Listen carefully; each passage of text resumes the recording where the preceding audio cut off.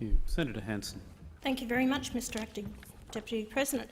I have supported the cashless debit card as an effective means of reducing the impact of alcohol and drug use since its inception because it works.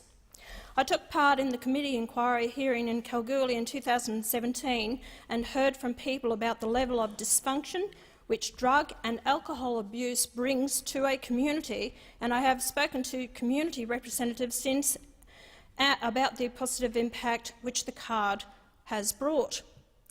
I have heard about children being sent to school regularly. I've heard about families shopping together and filling their supermarket trolleys with food, a new experience as a result of the card. I've heard that the level of social disruption has fallen. Domestic violence has lessened. The evidence on the ground shows that the cashless debit card makes a difference, improving lives and improving communities. This is borne out by a number of research projects. The baseline report into the Goldfields trial supports these earlier findings. There continues to be decrease in drug and alcohol issues, decreases in violent crime and antisocial behaviour, improvements in child health and well-being, ongoing and even strengthening community support for the income management measures. The independent evaluation of the card trial in Ceduna and East Kimberley regions also showed the effectiveness of the trial to reduce alcohol abuse and gambling, which also eats up income into many welfare-dependent communities. The overall conclusion of the research was that the card has had a considerably positive impact, including 41% of those surveyed reported drinking less frequently, 48% used drugs less frequently, and 48% of gamblers gambled less often. Given the positive outcomes that the cashless debit card has shown to have, I cannot see how anyone would not support the continuation of the trials and a broader rollout in other areas where drug and alcohol abuse and social dysfunction is rife. There is a strong support for the introduction of the cashless debit card from community leaders, local government and key community-based organisations. For example, the Far West Community Leaders Group recently released this statement.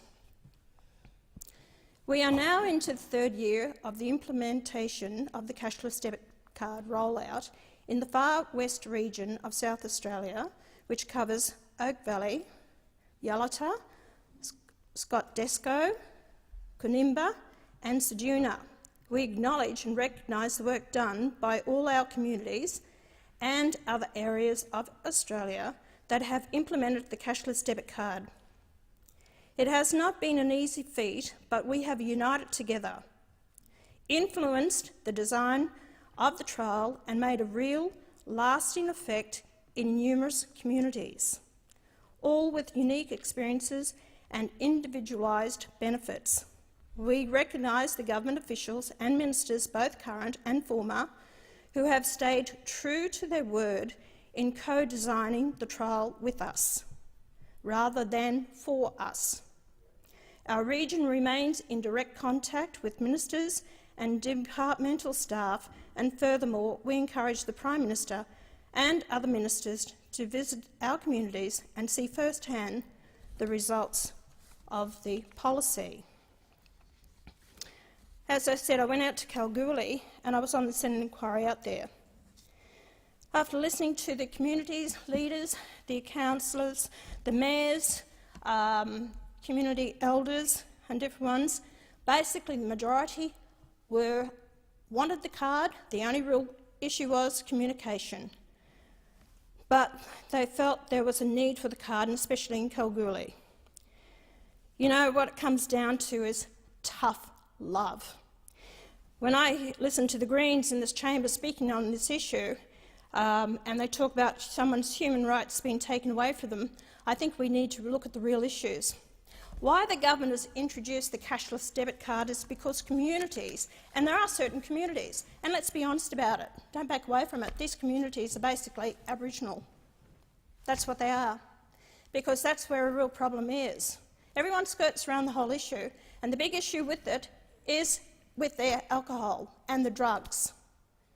And when I was in 1998, when I had a community meeting with the Aboriginal women who brought their children, and they told me we are being faced with sexual abuse, our kids are glue sniffing, and there was no assistance. Basically, everyone turns their back, doesn't want to really deal with the issue because you're called a racist.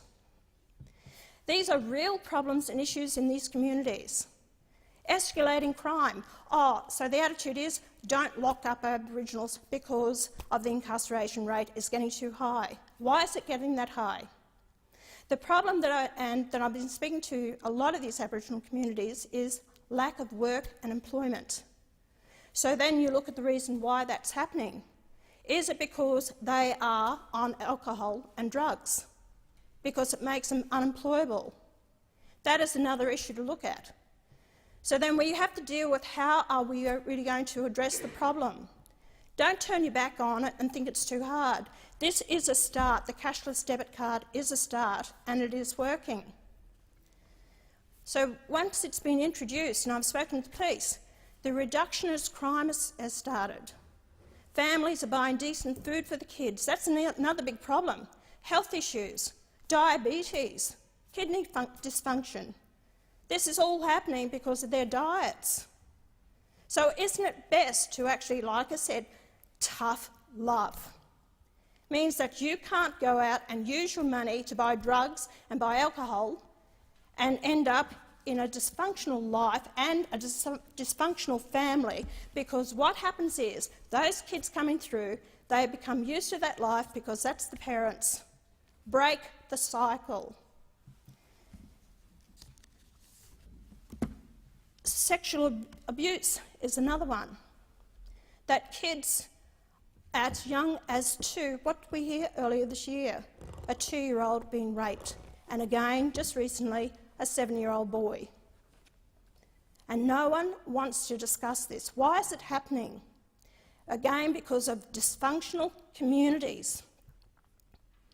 I'm not going to, I'm not having a go at the Aboriginal communities. I respect their culture. But it's not working. And we have to be honest with ourselves in this place to find the right answers. I don't think anyone here would have a go at any culture at all. But we have to be honest with ourselves and find the answers to try and prove it. Billions of dollars are thrown a year at it, but nothing seems to change.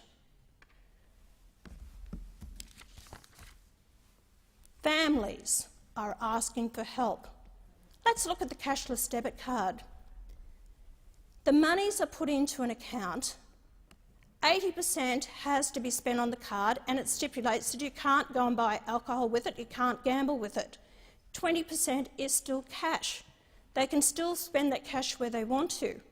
And there's another thing with the Aboriginal community, I understand the culture, is that if you have cash in your pocket and you've got a family member or a friend comes to you and asks you for money, they rarely will say no to it unless they're very strong. They hand over that money.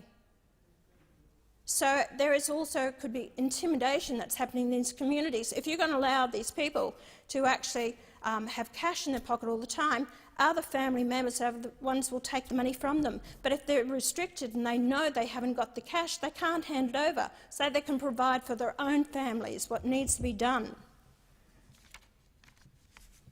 So when the Greens talk about, and their amendment today, I can't believe their amendment, it's everyone's rights. The Greens will complain and whinge and complain all the time about different things and people's rights, but I never hear the answers how they're going to deal with this.